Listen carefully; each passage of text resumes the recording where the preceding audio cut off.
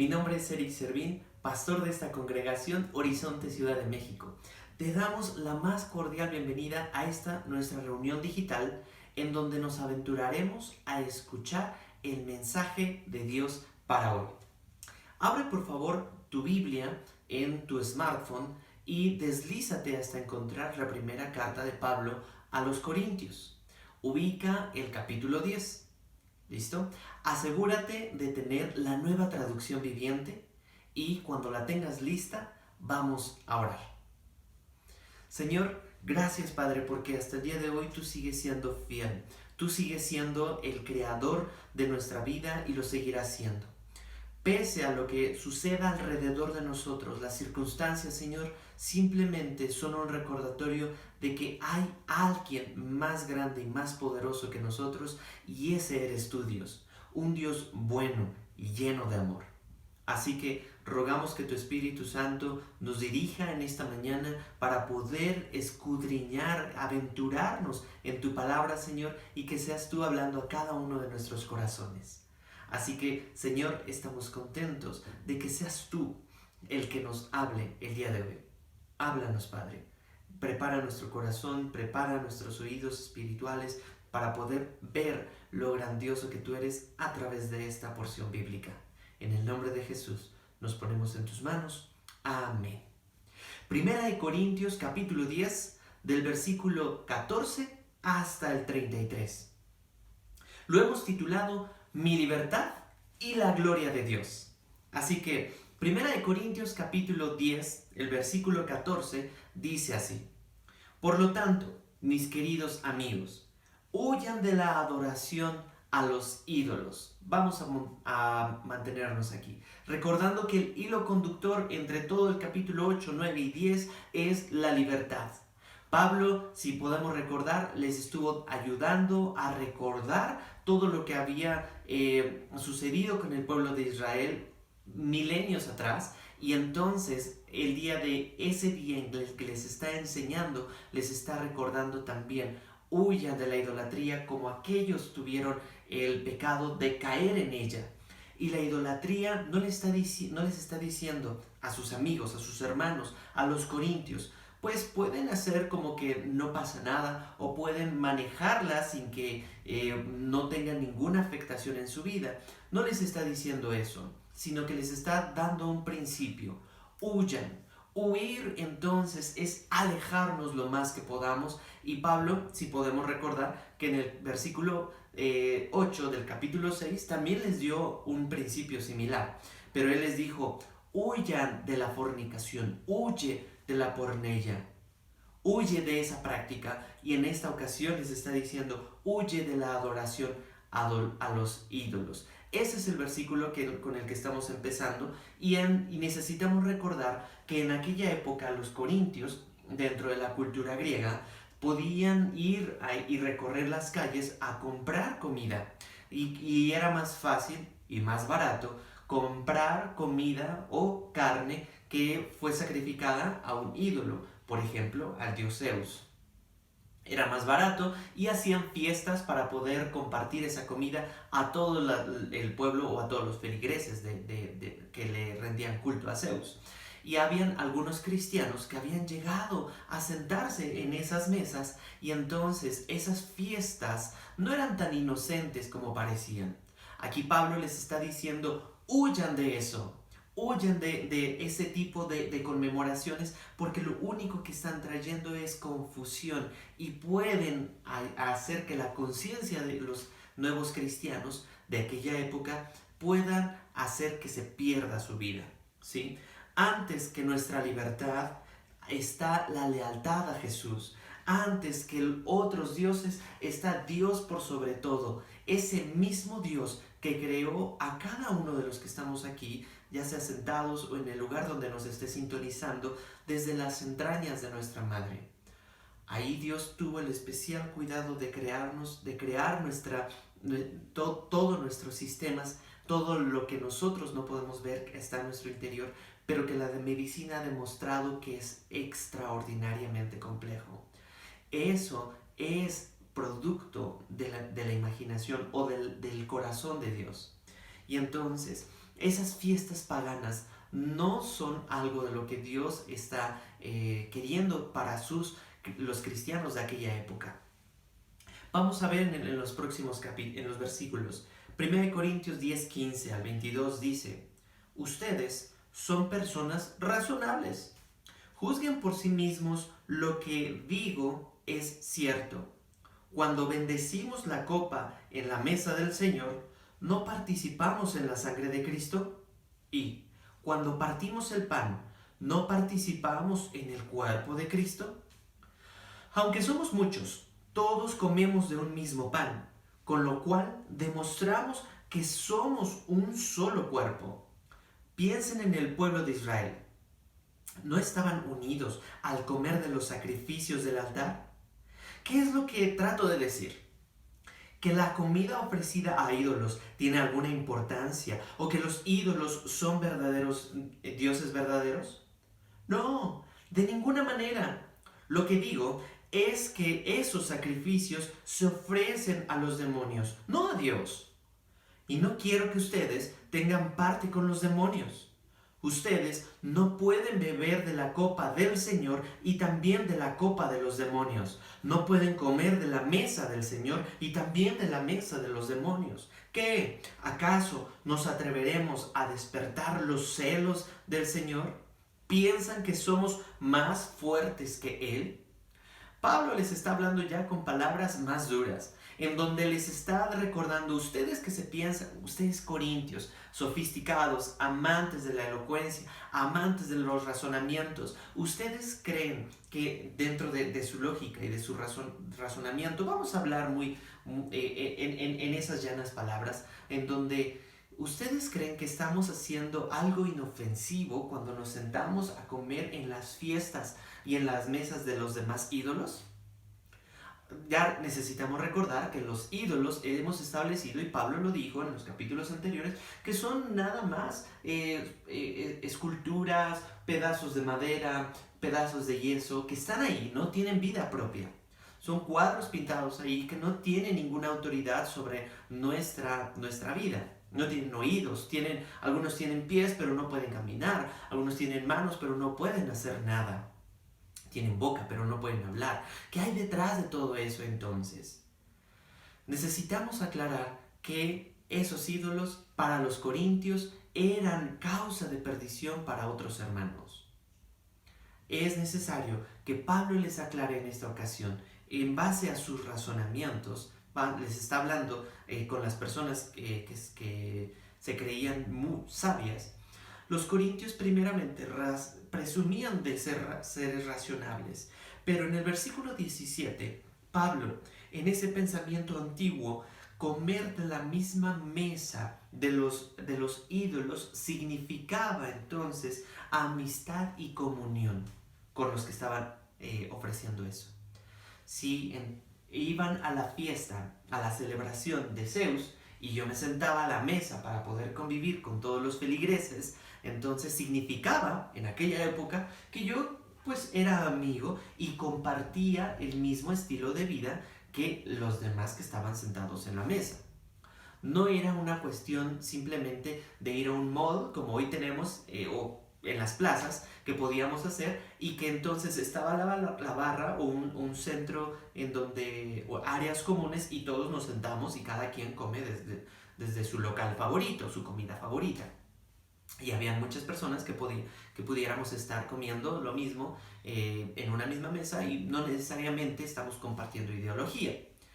Pero en aquella época sí se pensaba así. En los antiguos griegos era eso: te sientes a nuestra mesa, entonces eres como nosotros, piensas como nosotros, comes como nosotros y entonces adoras lo que nosotros adoramos. Ahora, aquí en el versículo 18 dice que los sacrificios que hacían los israelitas, hay que recordarlo, estaban apuntando a algo mejor. Pablo les está diciendo aquí en el versículo 18, piensen en el pueblo de Israel. ¿No estaban unidos al comer de los sacrificios del altar?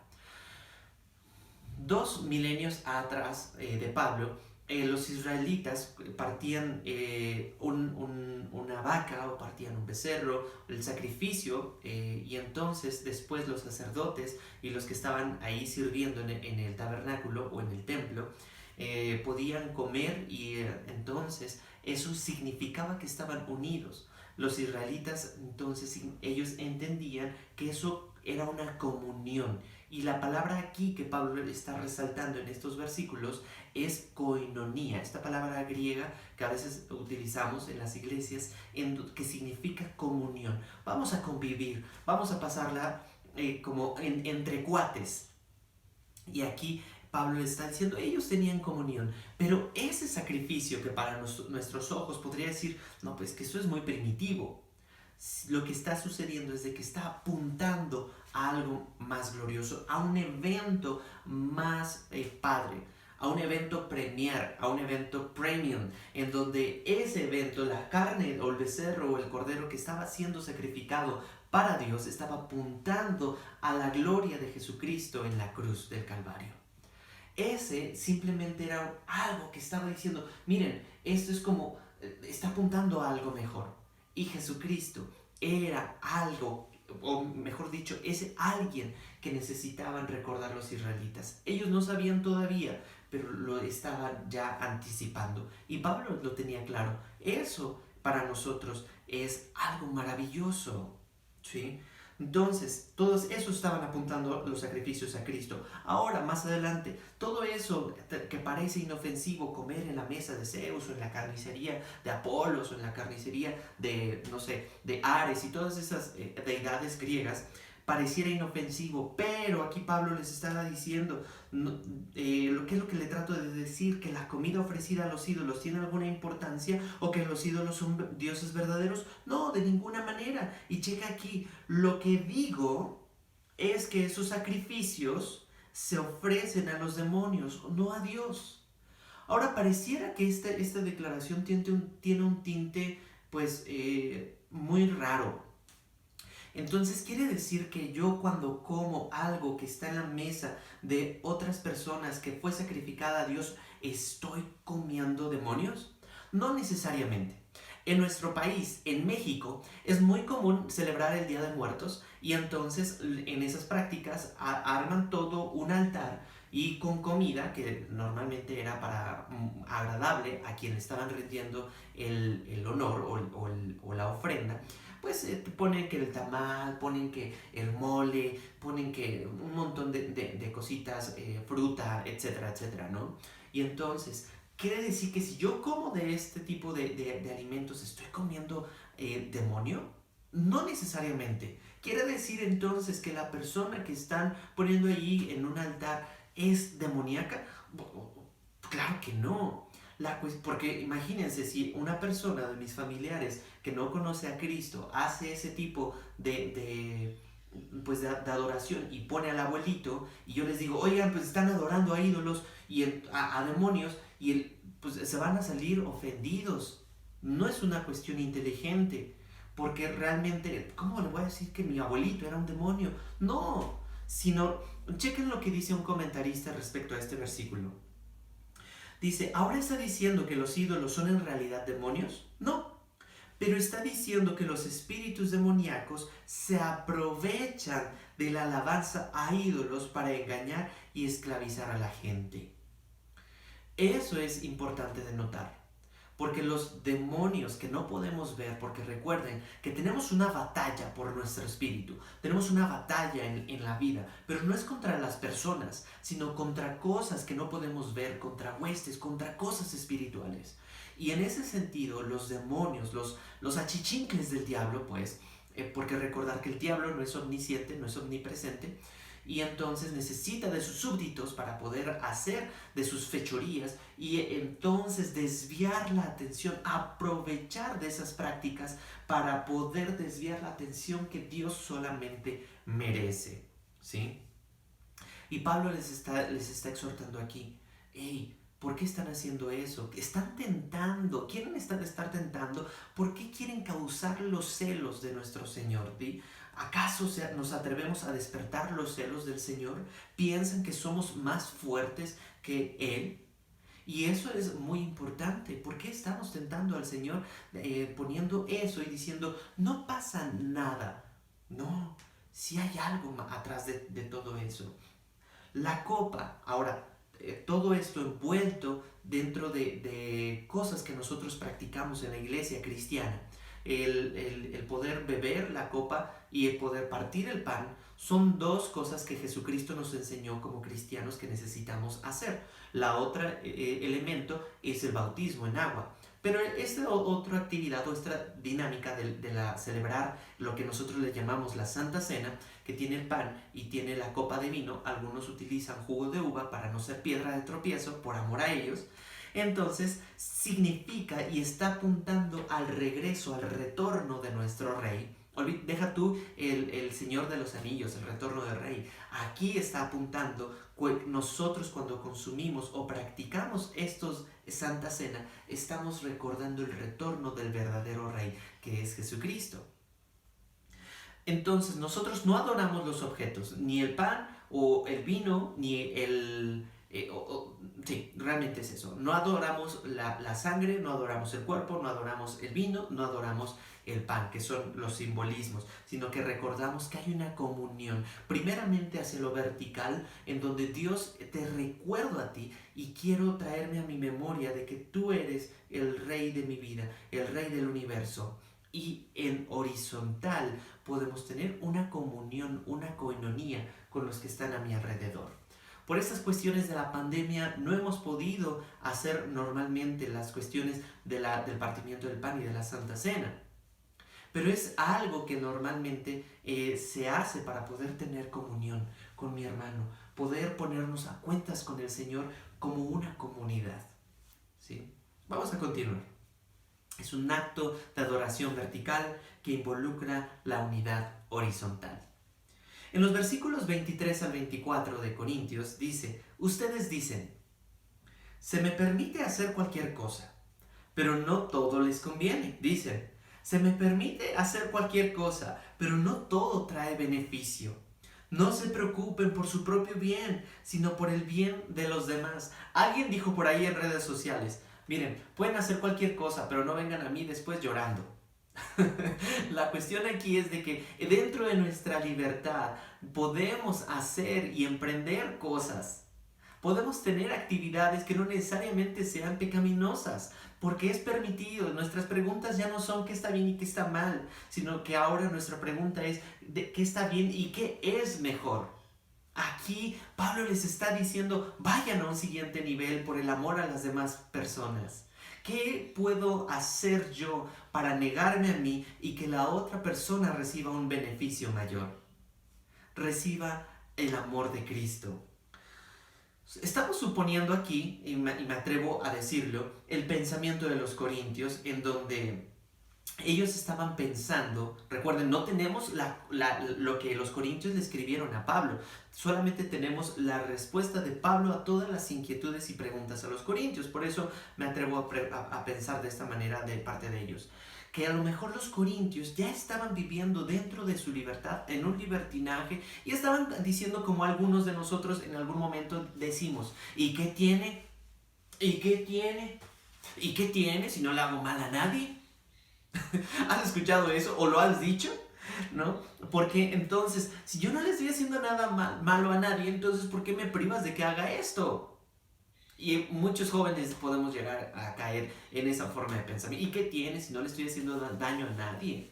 Pero aquí los corintios necesitaban llegar a un entendimiento, un razonamiento de que su libertad no era para poder hacer lo que ellos querían, sino Pablo les está diciendo por amor, muchachos. Por amor es que entonces tenemos el ejemplo verdadero de Jesucristo. Él tenía todo, siendo forma de Dios. No se aferró a esos privilegios, no se aferró a ser Dios aquí y entonces que el mundo le sirviera cuando tomó forma de hombre, sino que Él también vino a servir. Él entonces se puso en una condición de siervo, es decir, pudo entonces someter su comodidad para que otros pudieran estar cómodos.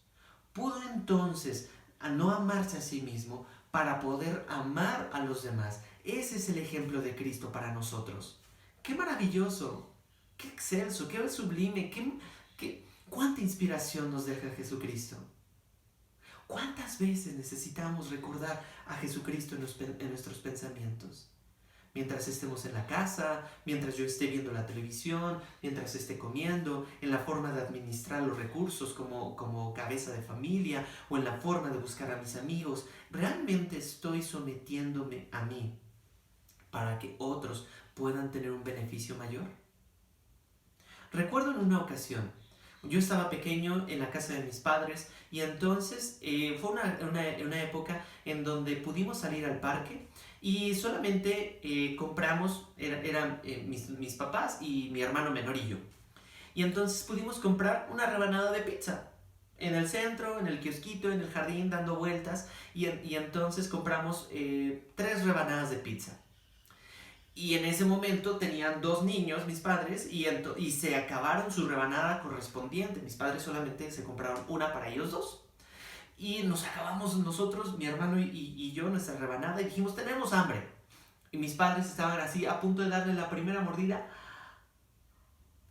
Y lo que hicieron fue partirla y darnos. Me impactó eso muchísimo en cómo ellos se quitaron de la boca el alimento y entonces nos dieron a nosotros. Y eso me dio una gran lección de vida. Cómo un padre está dispuesto a salir de su comodidad para que su hijo o para que otro pueda tener un beneficio mayor. Cuánto no más mi Padre Celestial estuvo dispuesto a entregar lo más preciado que fue Jesucristo por cada uno de nosotros. Jesucristo vino a tomar la copa que él no quería tomar. Si recuerdas, en el huerto del Getsemaní dijo, que pase de mí esta copa, Señor, pero no se haga mi voluntad sino la tuya. Ahí está dando una gran muestra de su libertad, sometida por el amor a los demás. Es necesario que pase eso para que una humanidad pueda ser salvada de las garras del infierno. Un ejemplo bien cotidiano que da simplemente algo muy efímero de lo que realmente Jesucristo hizo en la cruz del Calvario, ¿sí? Ahora, hay una ilustración. Si Pablo nos estaba diciendo de todas estas prácticas de sentarnos en la mesa, de lo sacrificado a los ídolos, de la carne que se come y la que no se come, y entonces que el amor tiene que estar regulando la libertad, y el principio estaba diciendo huyan de la idolatría, esto me pone a la cabeza una ilustración. Había una empresa que estaba contratando a camioneros expertos. Y entonces ahí está el gerente de relaciones de recursos humanos, perdón, y entonces estás entrevistando a 3 individuos que habían entregado su solicitud. Y viene y se sienta el primer individuo y el gerente le dice, oye, ¿sabes qué? Estamos contratando a conductores experimentados.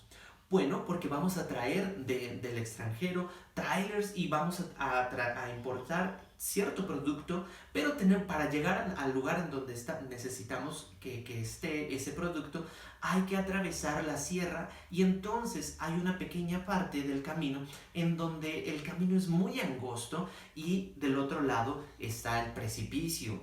Entonces, ¿tú qué harías? Bueno, se queda el primer... el que está preguntando por el trabajo, buscando el puesto, dice, bueno, yo he sido experimentado, yo he conducido en varias carreteras. Bueno, pero ¿sabes qué? Yo he tenido la experiencia y si me llegara a pasar con mi camión, lo que voy a hacer es de conducir y yo puedo manejar incluso con una llanta en el aire. ¡Wow! Se queda el gerente. ¡Wow! Le dice, nosotros te llamamos. Pasa el siguiente y entonces le vuelve a contar la misma historia sobre el camino. Le dice, ¿y tú qué harías? Y el segundo le dice, bueno, mi experiencia, yo he pasado incluso con la llanta a la mitad, así rozando, y puedo llegar a mi destino y eso entonces me puede dar puntos para poder ser contratado. Con media llanta es más que suficiente para llegar a mi destino. ¡Wow! Nosotros te llamamos. Llega el tercer individuo y entonces le vuelve a contar la misma historia y le dice, ¿y tú qué harías? Y se queda pensando. Y dice, mira, yo he pasado por esos caminos, pero en mi experiencia, yo voy a poner el camión lo más lejos del acantilado posible. Voy a poner la llanta lo más lejos del límite que me es permitido. Lo más lejos. Y dice, sí, contratado.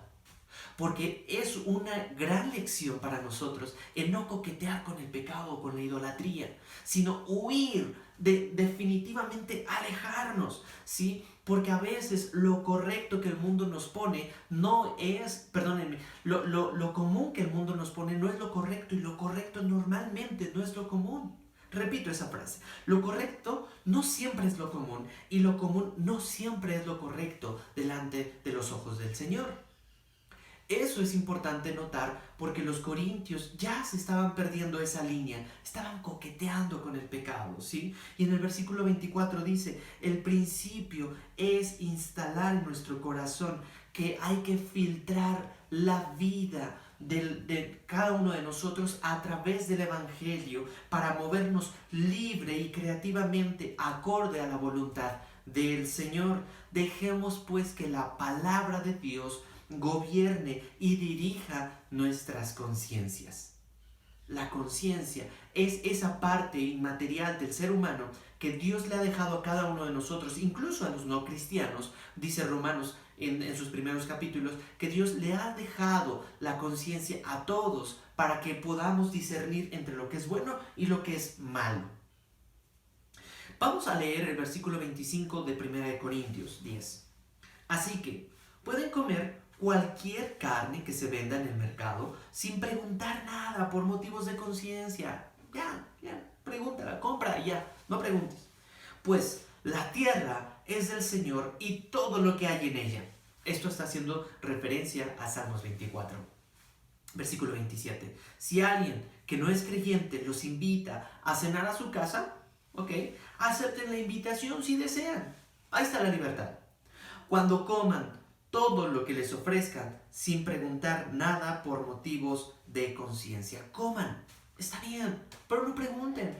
Puedes participar y puedes ir a la casa de tu vecino si estás celebrando, pero bueno, no preguntes, tú come todo lo que te pongan en la mesa. Aquí en México estamos bien fiesteros y somos bien pachangueros y entonces hacemos fiesta que de aquí, que hacemos fiesta de allá, que del sobrino, que de la tía, que del día de fulanito de tal. Y entonces ahorita con todas estas fechas que se vienen acercando, finales de año, entonces hay muchas invitaciones. Pablo está diciendo, coman, si desean, asistan a esa invitación de su amigo que les están haciendo, ¿sí? Pero, versículo 28. No pregunten nada por cuestiones de conciencia, les dice Pablo. En el versículo 28 dice, pero supongamos que alguien les dice, esta carne se ofreció a un ídolo.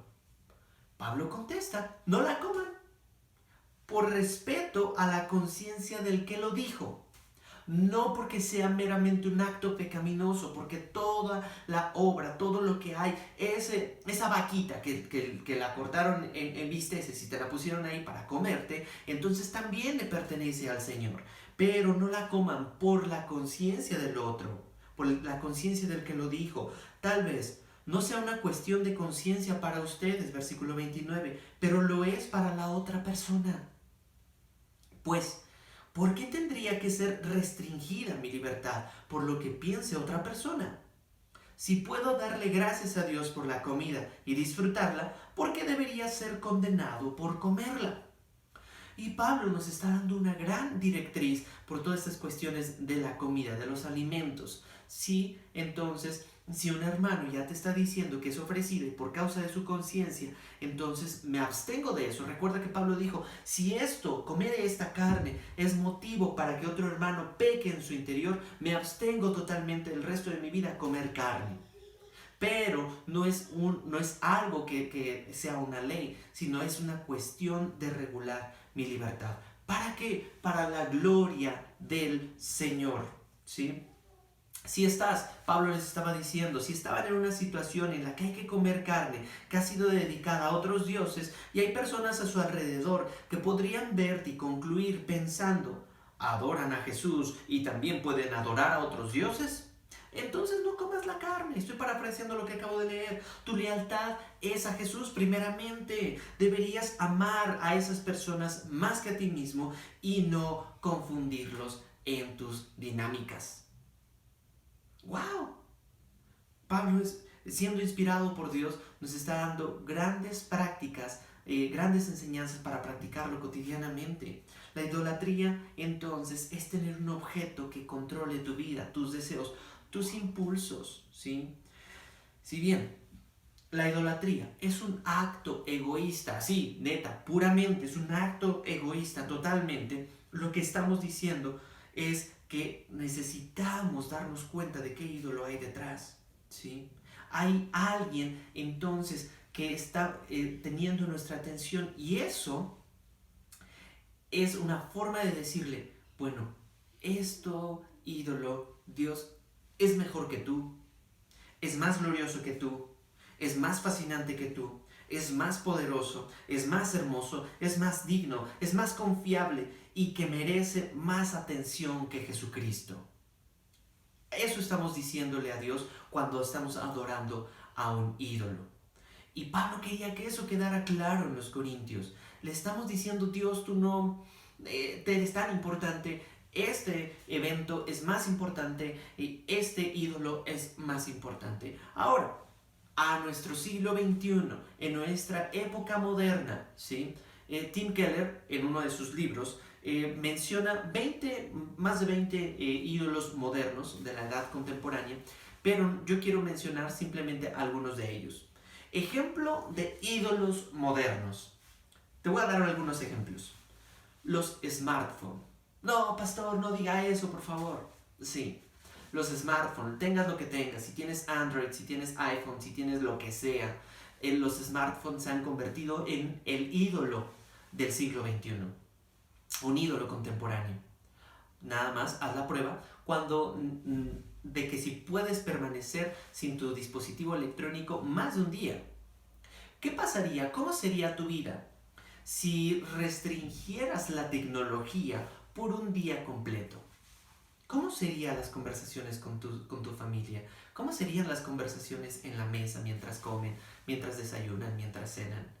¿Qué diferencia tendría? ¿Por qué es tan atractiva la tecnología y estos smartphones que cuentan con asistentes virtuales y todo eso? Porque mi smartphone, la Siri que tengo, o la Cortana, o la Alexa que pueda llegar a tener, no me va a decir que no. No necesito modales para pedirle una cosa a Siri o a Alexa. Simplemente, oye, haz esto y me lo entrega.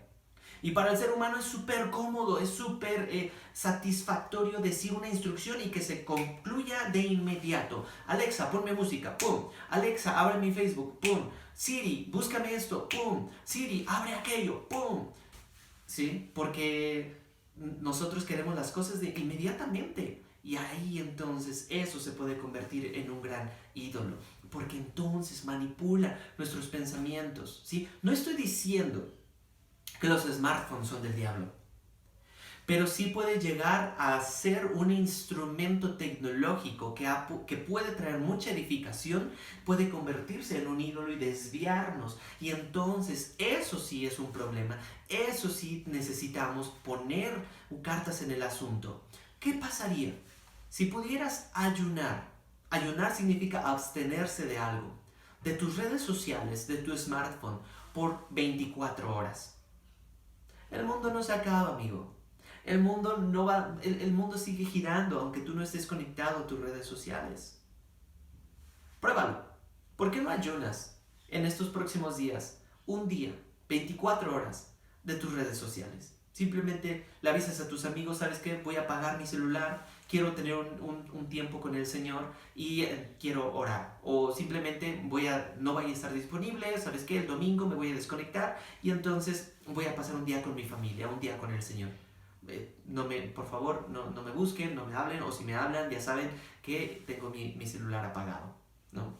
Y entonces, ¿por qué no vivimos en realidad en lugar de vivir una virtualidad? El siguiente ídolo contemporáneo o moderno son los videojuegos. No, pastor, no se meta en eso, por favor. Sí, los gamers son un excelente ejemplo de un ídolo. ¿Qué pasa cuando entonces los niños no quieren bajar a comer o que nosotros como adultos estamos más entretenidos, algunos, no todos, algunos están más entretenidos en su Call of Duty, en su Fortnite, en su X juego, en su Candy Crush, ¿no? Pastor, no, por favor no mencione esos. Sí, los videojuegos pueden ser tan adictivos que pueden provocarnos entonces una idolatría, pueden sustituir nuestra devoción a Dios y entonces, ¿por qué son tan atractivos? Y me puse unas preguntas. ¿Qué es lo que ofrecen estos videojuegos? ¿Qué prometen? ¿Qué permiten estos videojuegos? Bueno, ¿será que nos da la sensación de logro cuando terminamos un nivel? ¿Una sensación de realización? Un éxito, entre comillas, nos da falsa apariencia. Bueno, porque en un videojuego, entonces yo puedo aparentar ser alguien que no soy en realidad. ¿Acaso nos da una virtualidad de compañía? Si Pablo les estaba diciendo que la palabra clave era la coinonía, la convivencia, la compañía, entonces lo que hacen los videojuegos es lo contrario, una falsa virtualidad de compañerismo. Sí, ya sé que puedes conectarte a través de tus audífonos, a través de la red y hablar con el X persona alrededor de todo el mundo, pero es es una virtualidad de compañía, ¿sí? Nada va a sustituir a que puedas tener una persona físicamente a un lado de ti y puedas jugar con él, puedas hablar con él. Todos tus sentidos se ven involucrados en una relación, en una charla, en una plática. ¿Será que entonces los videojuegos es un escondite perfecto para la realidad? ¿Será un escondite perfecto para huir de la realidad? Ponte a pensar y a reflexionar. Porque puedes ajustar tu avatar a alguien que no eres, como te pegue en gana, ¿sí? Y te da la sensación de libertad. Puedes correr en el mapa pensando que eres alguien que no eres, y entonces eso se puede convertir en una idolatría, porque entonces te enojas cuando tu madre o tu padre te lo quita, o te enojas cuando entonces ya tienes que hacer tus actividades normales, pero necesitamos darnos cuenta de ese tipo de cosas. Quiero poner otro ídolo del siglo XXI, otro ídolo moderno, la familia. En nuestra cultura latina, normalmente le prestamos mucha importancia o le ponemos mucho énfasis a la cuestión de la idolatría familiar. Que si la abuelita, el abuelito, el papá, la mamá o incluso mis hijos. Es que, wow, adoro a mis hijos. Adoro a mis nietos. Ay, adoro a la pareja que me tocó. Adoro a mis padres. Eso hay que tener cuidado, mi querido amigo, porque se puede convertir en un ídolo. Hay que recordar que nuestros hijos entonces son un regalo prestado de parte de Dios para que entonces podamos devolvérselo a Dios y ellos puedan tener y aventurarse en su vida con los principios bíblicos que tú o yo les estamos enseñando. Si nosotros idolatramos a la abuelita o la mamá o al abuelito, corremos el riesgo de poner en el centro de nuestra vida a un individuo que no es Cristo, y entonces por eso suceden los conflictos familiares, por eso suceden las guerras, por eso suceden entonces todas estas malos entendidos a finales de año. ¿Por qué allá? No es que en mi casa, no es que en la casa de fulano, no es que... Hay que tener mucho cuidado. Cristo es el único digno de recibir toda nuestra atención. Él es el único digno de que sea adorado en el centro de nuestra vida. ¿Sí? Otro ídolo moderno es el ídolo a la profesión o al trabajo. Hay una cierta cantidad de personas que idolatran su puesto, su profesión, su trabajo, toda su empresa, todo lo que ellos han logrado. Hay que tener mucho cuidado porque decimos en casa, Dios es experto en tirar y derribar nuestros idolitos. Entonces hay que tener mucho cuidado. Y por último menciono un quinto ídolo de nuestra época moderna, el culto a la imagen. No estoy diciendo que tener cuidado de nosotros en la forma en que nos alimentamos y en el cuidado de ejercitar y nutrir nuestro cuerpo sea malo. Pero cuando ya se vuelve un culto, entonces pueden suceder que tenga desviaciones en nuestro interior y entonces tengamos personas que están viviendo en anorexia, personas que están viviendo en bulimia, personas que se viven más por su apariencia y entonces su interior y su corazón es afectado cuando alguien les dice que estás feo, o estás flaco, o estás gordo, o estás moreno, o estás prieto, o ay el güero, ay que el pelirrojo, ay que el pecoso, ay que X cantidad de cosas. El culto a la imagen se ha vuelto algo también muy peligroso en nuestro siglo XXI. Que si tengo que tener ciertas medidas en mi cuerpo para poder ser una mujer bella o atractiva, entonces eso puede llevar a desórdenes o a trastornos alimenticios. Y ahora, para todos ellos, no estoy diciendo que yo no me haya metido en ninguno de estos, yo también soy propenso a caer. Pablo los dijo en versículos anteriores, mírese cada uno de ustedes, no se crea superior, sino que cada uno puede llegar también a cometer ese tipo de idolatrías. Y hay esperanza, pastoralmente te quiero decir, de parte de Dios, hay esperanza para aquel que esté inmiscuido, para aquel que puede ser un idólatra, ¿sí? Un idólatra compulsivo por algún ídolo que acabo de mencionar. Hay esperanza. Darnos cuenta de que Pablo no nos prohíbe socializar con los no cristianos, porque eso ya nos hemos dado cuenta, ¿no? Pablo no nos está prohibiendo socializar con ellos, sino que conscientemente usemos nuestra libertad regulada por el amor a otros y para su salvación. Versículo 31 y 33. Vamos a ir casi ya concluyendo este mensaje. Dice así. Así que, sea que coman o beban o cualquier otra cosa que hagan, cualquier otra cosa es muy sencillo, cualquier otra cosa.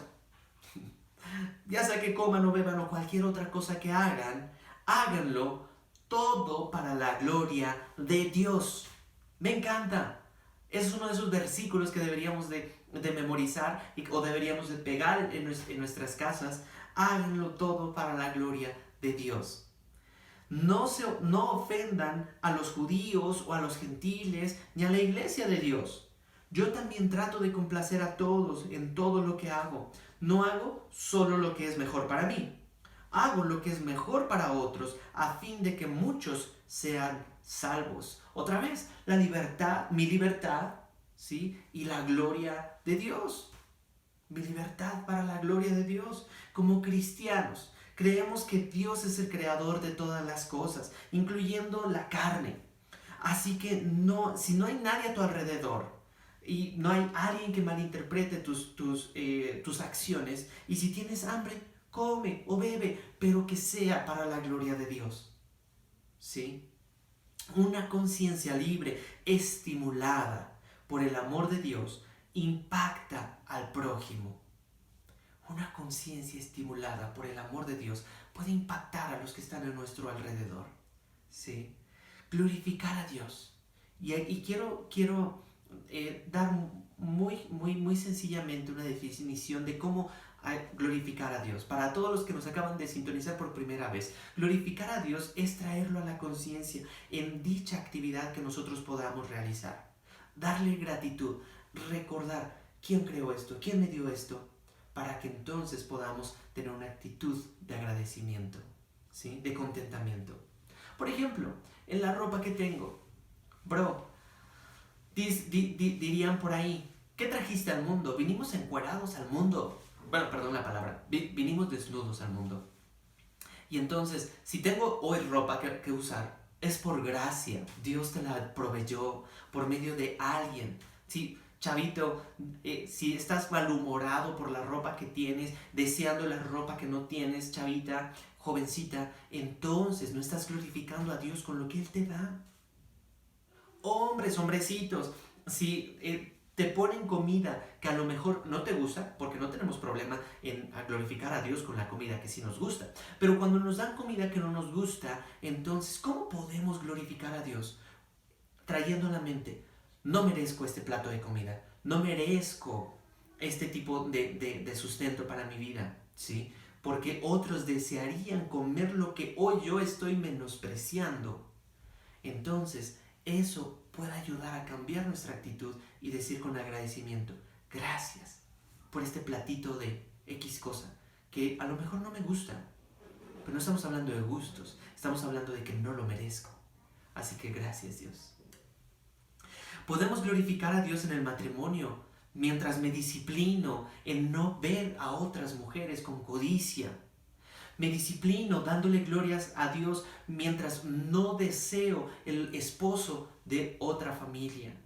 Podemos disciplinarnos a eso y pensar que el cónyuge que Dios me dio, yo puedo satisfacerme en él o puedo satisfacerme en ella, ¿sí? Y como soltero, puedo ser agradecido por la condición en la que Dios me ha puesto y Dios te ha puesto a ti, ¿sí?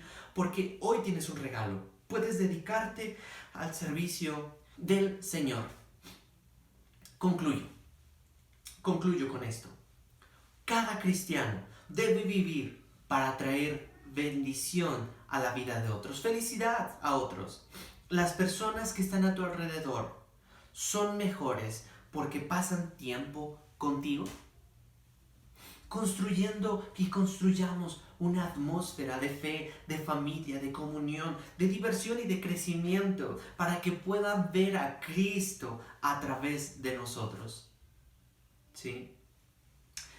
Te doy estas preguntas para reflexionar. Te las regalo. Ese es un bonus de mi parte. Personifico a Cristo, imito a Cristo, para que otros puedan darse cuenta de su amor cuando pasan tiempo conmigo. La manera en la que tú vives es digna de ser imitada.